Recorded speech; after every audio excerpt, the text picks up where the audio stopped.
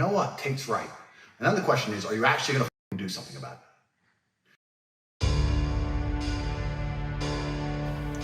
You could take 150,000 of these people and travel back in time and stand them in front of their ancestors. And their ancestors who fought fucking saber-toothed tigers or escaped the Mongol hordes or managed to dodge bombs in the Second World War. All the shit they went through just for this fucking cretin to be born. And to look at him, look at who he is, listen to his life story, listen to what he does on a day-to-day basis, and they would feel nothing but fucking shame. Your ancestors did all that struggling to survive, hunting and gathering, avoiding enemies, anything it took, dying at age 30 from a tooth infection, all the they went through just for you to be born so you could smoke weed and jack off. That's what your ancestors died for. That's what they worked so hard for. That's who you are. That's the end of your fucking bloodline. Do you feel no shame? It's shameful.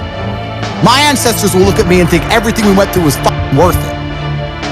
Your ancestors will look at most of these people, their ancestors look at them and feel nothing but fucking disgust. There are duties that men must fulfill, whether to God or to your bloodline. But this is a genuine honesty. I'll say this now. Of those 150,000 people, I guarantee even their fucking living relatives, their living parents aren't even proud of them. Like the fuck? Your own father's ashamed of you. And you don't even feel motivated to do shit. If you were to go and look your father in the eye and said, you know what, I could have been a UFC champion, I could have been a multi-millionaire, I could have been a race car driver, I could have been a nuclear physicist, could have done all these things, but I was busy on Pornhub. You think he's gonna be proud of you? No. No. And there's men here who will deny it, right? There's men who will go, no, no, no, no. But those are the ones who are most lost.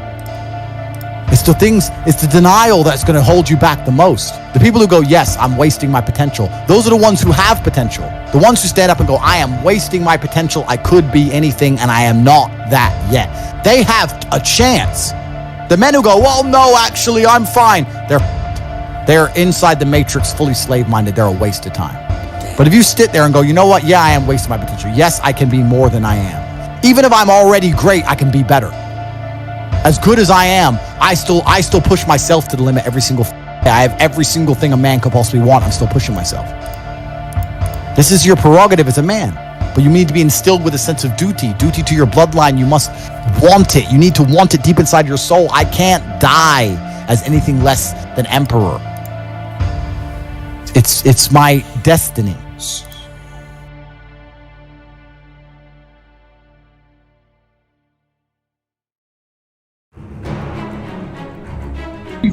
Day, I don't feel like doing things that I still do.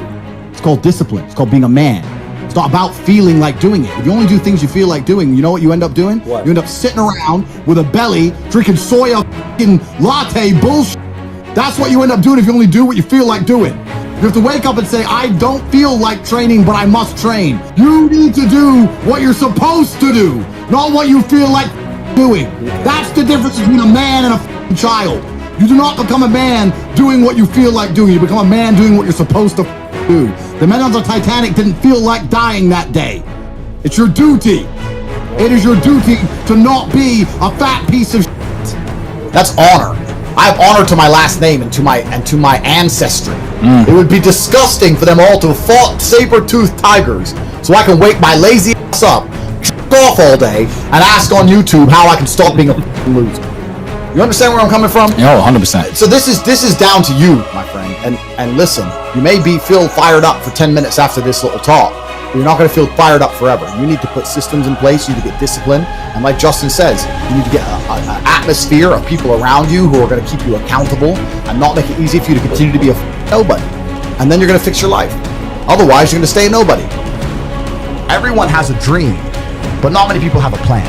A dream and a plan are different things. When you say to guys, do you want to be rich? Yeah, I want to be rich. How will you get rich?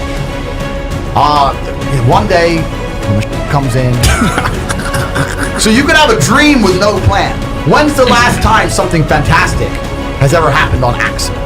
When's the last time you've seen a big jacked dude and you say, hey man, how'd you get so jacked? And he goes, dunno, oops. Dunno, it just happened. No, he planned it. He went to the gym, he ate a certain way, He planned his meals. He had to make it happen. It's exactly the same with getting rich. You need a plan to get rich, right? Most people everyone out there has a dream, but very few people have a plan. If you're surrounded by people who have a plan to get rich, and you provide value to them in some way, because they're not going to drag you up if you ain't doing nothing, because that's what friendship is. Friendship is value exchange. Yeah.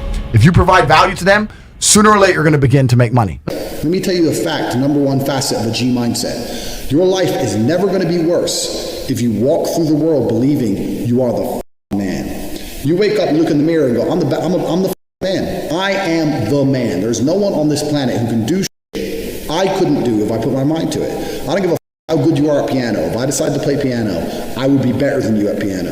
And I believe that. I don't just say these things, I believe them. So the first thing you can do with your G mindset is you need to start believing you are the man. Even if you're not the man yet, even before I was world champion, I knew I was going to be the man. So I don't give a and I was happy to say that to anybody. When people called me arrogant and stupid and deluded, I just sit there and look at them and say, yeah, you. I'm going to be the man.